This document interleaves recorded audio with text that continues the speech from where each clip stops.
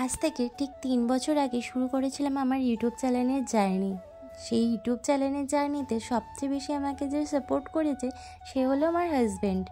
আমাকে প্রতিটা পদে পদে আমাকে প্রচুর হেল্প করেছে। ভিডিও করার জন্য যা যা জিনিস লাগে সেগুলো কেনার সামর্থ্যের বাইরে আমাদের, কিন্তু তার সত্ত্বেও পরকে একবার বলতেই মুখ ফুটে বলতে না বলতেই কিছুদিন দেরি হলো সেই জিনিসটা আমাকে এনে দিয়েছে ঠিকই। সেই জন্যই আমি এখনও অবধি ভিডিও করতে পারছি। হ্যাঁ, এখনও অবধি আমি তোমাদের মনের মতন জায়গা করে নিতে পারিনি, কিন্তু আমার বিশ্বাস একদিন না একদিন ঠিক আমি তোমাদের মনের মধ্যে জায়গা করে নিতে পারবো। এটা আমার বিশ্বাস। আমি রেগুলার ব্লগ দেবো এবং তোমাদের মন আমি একদিন না একদিন ঠিকই জিতে নেব। সেদিন আমায় সবচেয়ে বেশি খুশি হব যে আমি তোমাদের মনের মধ্যে জায়গা করে নিতে পেরেছি।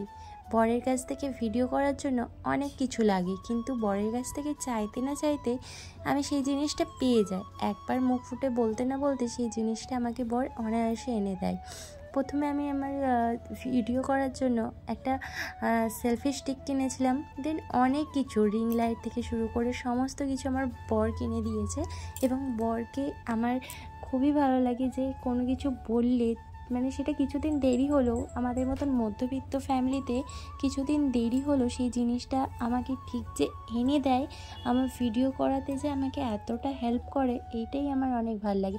হ্যাঁ, সে আমার ভিডিওতে আসতে চায় না ঠিকই, ভিডিওর ক্যামেরার সামনে ও আসতে চায় না, কিন্তু ও কোনো দিন আমাকে মানা করে না যে তুমি ভিডিও করে না বা কী করছো কেন বা কিসের জন্য, এইসব কোনো দিনই আমাকে বলে না। বলে তুমি যেটাতে খুশি থাকবে সেটাই তুমি করো। মানে প্রচুর সাপোর্ট করে আমাকে ভিডিও করার দিক থেকে, আমার খুবই ভালো লাগে। কিন্তু আমার শ্বশুরবাড়ির থেকে একদমই পছন্দ করে না, হয়তো জানি না তারা আমার ভিডিও দেখে কি না, হয়তো পছন্দ করে বা করে না, জানি না এটা এই ব্যাপারটা আমি। কিন্তু আমার শাশুড়িমা হয়তো জানে, কিন্তু কোনোদিন আমাকে এইসব ব্যাপারে কিছু বলেনি যে ভিডিও কেন করিস বা কিছু। তো হয়তো তাদের দিক থেকেও সাপোর্ট আছে বা নেই সেটার আমার কোনো যায় আসে না। যার সাথে রয়েছে সে আমাকে সাপোর্ট করে, এটাই আমার কাছে সবচেয়ে বড় পাওয়া। আর তোমাদের ভালোবাসা আশীর্বাদ রয়েছে আমার সাথে, আর কি চাই বলো। তোমরা যেভাবে আমাকে প্রথম দিন থেকে এই চ্যানেলে ভালোবাসা দিয়ে আসছো, সত্যি সেটা অতুলনীয়। আমার 3000 সাবস্ক্রাইবারের চ্যানেলে যে ভিউজটা আমি পাই না, সেই ভিউজটা তোমরা এই চ্যানেলে আমাকে দাও। মাত্র 500 সাবস্ক্রাইবার, এটা শুধু মাত্র না, এটা আমার 500 জন ফ্যামিলি, যেটা আমি একটু একটু করে তিল তিল করে বড় করেছি। আর ভবিষ্যতে আরও বড় করবো আমার এই তিল তিল করে গড়ে ওঠা সংসারে। তোমাদের কাছে একটাই কামনা করি, তোমরা প্লিজ আমার পরিবারে এসো এবং আমার পরিবারটাকে তোমরা পরিপূর্ণ করে তোলো। কারণ কি বলো তো, তোমাদের ছাড়া আমার পরিবার একদমই অসম্পূর্ণ।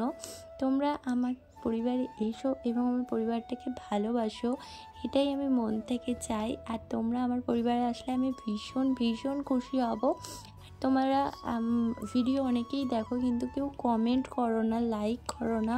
প্লিজ এই জিনিসগুলো করছো যারা, করো না প্লিজ। লাইক করো, কমেন্ট করো, তাহলে তোমরা কি চাইছো না চাইছো সেটা বুঝতে পারবো। তোমরা বুঝতে পারলে সেই অনুযায়ী আমি ভিডিও আপলোড করতে পারবো। তোমরা কীরকম ভিডিও দেখতে চাইছো বলো, আমি সেরকম ভিডিওই আপলোড করব তোমাদের জন্য।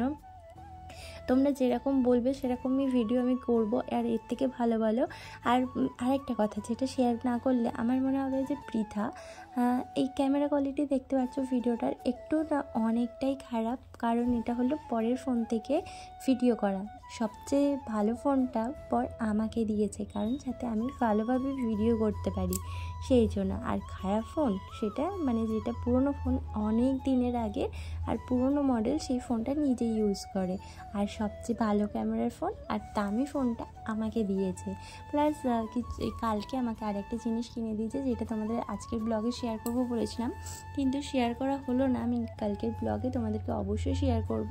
তো এর আগে যারা আমার পুরোনো ব্লগ দেখো তারা জানো যে একটা জিনিস আমার চুরি হয়ে গেছিলো, যেটা আমার প্রচণ্ড শখের ছিল। আমি ভুলবশত আমি বাইরে রেখে দিয়েছিলাম, সেই জিনিসটা ওখান থেকে আমার চুরি হয়ে গেছিলো। সেই জিনিসটা আমি আবার নিতে পেরেছি, বরকে বলেছিলাম, বর আমাকে কিনে দিয়েছে, গিফট করেছে। আমি ভীষণ ভীষণ ভীষণ খুশি বরের যে আমাকে এটা কিনে দিয়েছে, তার জন্য ওইটা আমি কালকের ব্লগে তোমাদেরকে অবশ্যই দেখাবো, ব্লগে বা মিনি ব্লগে যে কোনো একটাতে আমি তোমাদেরকে দেখিয়ে দেবো। তো এদিকে দেখো কথা বলতে বলতে আমার ঘরের অর্ধেকের বেশি কাজ হয়ে গেছে।